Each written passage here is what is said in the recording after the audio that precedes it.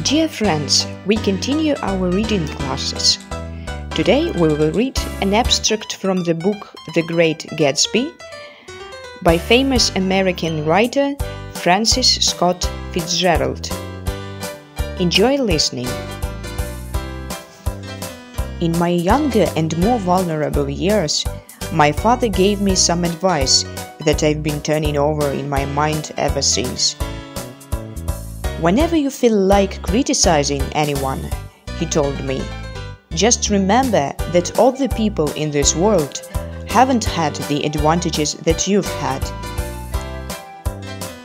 When I came back from the East last autumn, I felt that I wanted the world to be in uniform and a sort of moral attention forever. I wanted no more riotous excursions with privileged glimpses into the human heart. Only Gatsby, the man who gives his name to this book, was exempt from my reaction. Gatsby represented everything for which I have an unaffected scorn. If personality is an unbroken series of successful gestures, then there was something gorgeous about him, some heightened sensitivity to the promises of life, as if he were related to one of those intricate machines that register earthquakes 10,000 miles away. This responsiveness had nothing to do with that flabby impressionability, which is dignified under the name of the creative temperament.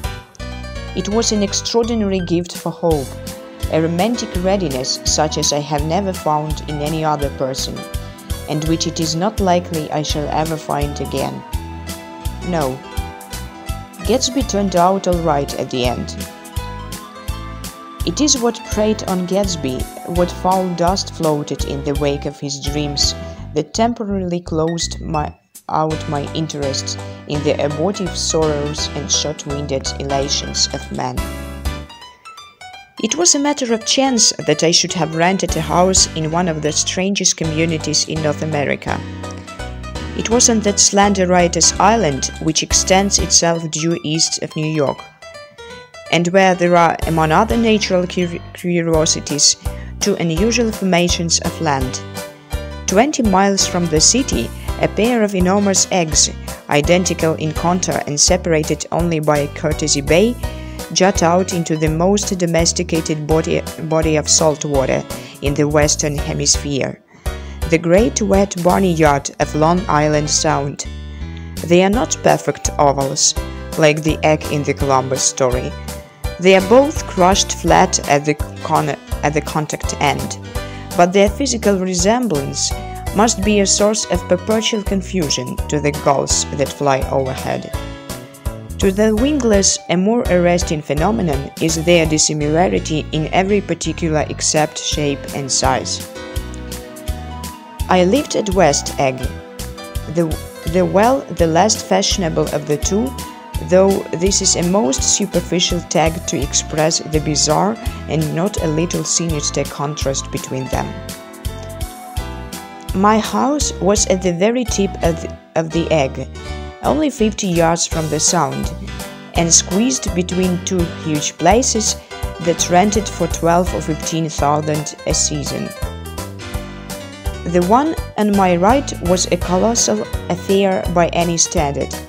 It was a factual imitation of some Hôtel de Ville in Normandy, with a tower on one side, spanking new under a thin beard of raw ivy, and a marble swimming pool, and more than 40 acres of lawn and garden. It was Gatsby's mansion. Or rather, as I didn't know Mr. Gatsby, it was a mansion inhabited by a gentleman of that name. My own house was an eyesore, but it was a small eyesore, and it had been overlooked, so I had a view of the water, a partial view of my neighbor's lawn, and the consoling proximity of millionaires, all for $80 a month. Across the courtesy bay, the white palaces of fashionable East Egg glittered along the water, and the history of the summer really begins on the evening I drove over there to have dinner with the Tom Buchanans. Daisy was my second cousin once removed, and I'd known Tom in college. Across the Courtesy Bay, the white palaces of fashionable East Egg glittered along the water. And the history of the summer really begins on the evening I drove over there to have dinner with the Tom Buchanans. Daisy was my second cousin once removed, and I'd known Tom in college. And just after the war, I spent 2 days with them in Chicago. To read the whole book and many other interesting books, you may visit Window on America Center in Чижевский Library.